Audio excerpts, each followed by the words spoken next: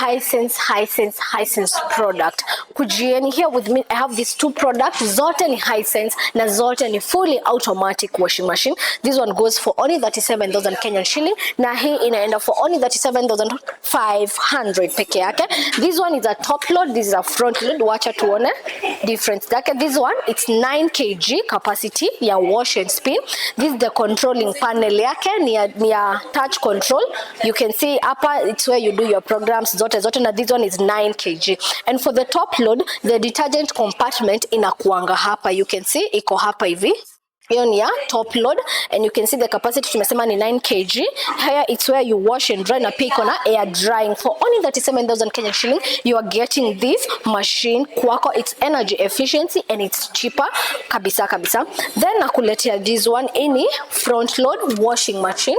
Front load ni kusema hapa ndo unekanga manguo, that's why it's a front load. Top load tumesema ni kwa sababu unekianga manguo hapa juu, and the compartment ya detergent ya front load inakuanga hapa. Na inakuanga na place ya kuweka the powder, the solid one, the liquid one, powder, liquid na softener, vitu kama downy nini. Na tukasema the more you see the A++, the more the energy efficiency. So this one is friendly, it's energy efficiency na inakuja na steam na inverter. For the front load zinakuanga more modern.